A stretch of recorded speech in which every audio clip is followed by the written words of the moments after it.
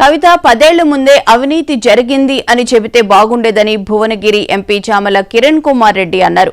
హరీష్ రావును కాపాడాలనుకుంటే సీఎం రేవంత్ రెడ్డి సీబీఐకి ఎందుకు అప్పగిస్తారంటున్న ఎంపీ చామల కిరణ్ కుమార్ రెడ్డితో మా నల్గొండ జిల్లా ప్రతినిధి Ramu face to face. Kaleshwaram case సీబీఐకి అప్పగించడంతో ఒక్కసారిగా రాష్ట్రంలో రాజకీయాలన్నీ కూడా వేగంగా మారుతున్నటువంటి పరిస్థితి ఉంది. సో మొత్తానికి దీని మీద పొలిటికల్ హాట్ మీద చర్చించడానికి మనతో పాటు భువనగిరి ఎంపీ చామల కిరణ్ కుమార్ రెడ్డి ఉన్నారు. అన్న చెప్పండి, ఏంటి కవిత ఎపిసోడ్ని ఎలా చూస్తారు? పార్టీ సస్పెండ్ చేసింది, మరోవైపు ఆమె కూడా ఎమ్మెల్సీకి రాజీనామా, పార్టీకి రాజీనామా చేసింది. ఎలా ఉండబోతుంది?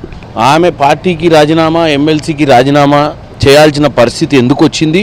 వాళ్ళ కుటుంబం, వాళ్ళ సొంత పార్టీ అయినటువంటి బీఆర్ఎస్ నుంచి ఆమెను సస్పెండ్ ఎందుకు చేయాల్సి వచ్చింది అనేది తెలంగాణ ప్రజలు గత 4 రోజుల నుంచి చూస్తున్నారు.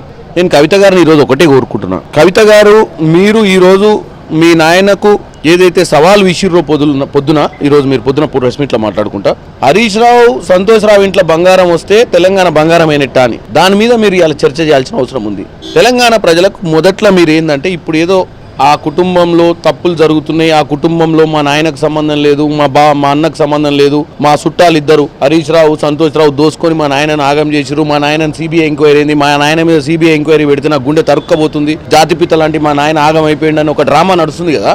మీ నాయన జాతిపిత ముఖ్యమంత్రిగా తెలంగాణ ప్రజలు నమ్మి కుసబెడితే కళ్ళు మూసుకొని పరిపాలించిండా?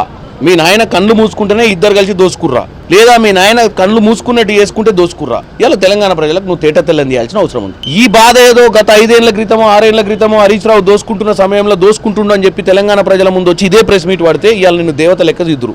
మిగులు రాష్ట్రంగా ఉన్న రాష్ట్రం అప్పుల రాష్ట్రం అయ్యేది కాదు. మీ బావలు, మీ అన్నలు, మీ తమ్ముళ్ళు దోసుకుంటూ పోయేటోళ్ళు కాదు. మరి అంతా దోసుకొని పోయినాక మరి ఇవాళ తెలంగాణ ప్రజల ముందు వచ్చి మళ్ళీ నీ మాటలలో ఎందుకు తడబడుతున్నావు?